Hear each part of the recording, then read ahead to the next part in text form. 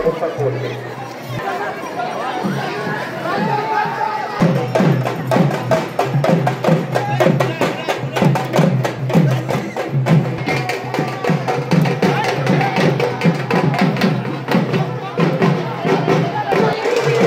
ইতিহাসটা হচ্ছে যে বহু প্রাচীনকালে কয়েক যুগ আগে এখানে ঐতিহ্যমণ্ডিত বাথানগড়ের বুড়ো শিব আছে।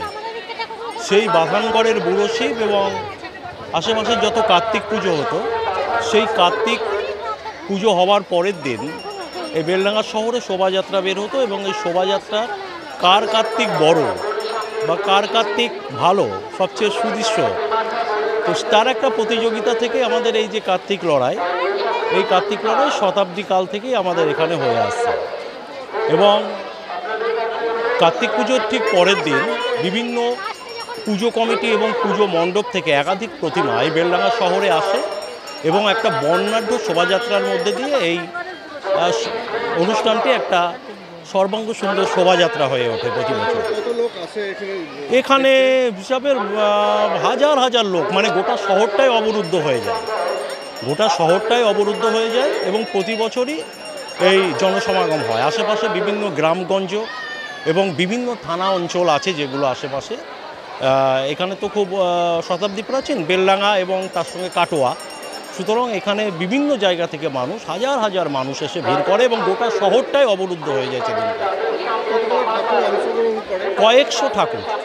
কয়েকশো ঠাকুর আশেপাশে সমস্ত পাড়া এবং গ্রামগঞ্জ যেগুলো আছে, পৌরসভা সংলগ্ন যে সমস্ত গ্রামগঞ্জ আছে, সেখান থেকে কয়েকশো প্রতিমা এখানে এসে শোভাযাত্রায় অংশগ্রহণ করে প্রত্যেক বছর।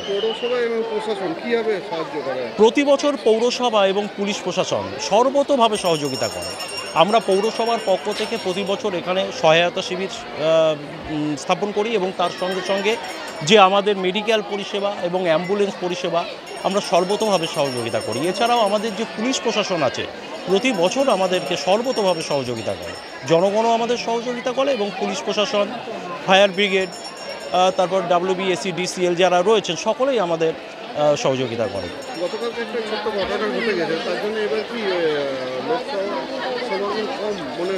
সমাগম একটু কম হলেও এখন তো প্রাথমিক, একটু পরে হয়তো আমরা আশা করব যে আরও অনেক প্রচুর মানুষ এখানে এসে উপস্থিত হবে এবং ইতিমধ্যে আপনারা দেখছেন যে বিভিন্ন জায়গা থেকে মানুষ এখন আসা শুরু করেছে। আশা রাখি যে নির্বিঘ্নে এই অনুষ্ঠান সম্পন্ন হবে। আমার নাম হারাধন চৌধুরী, আমি একজন পৌরকর্মী।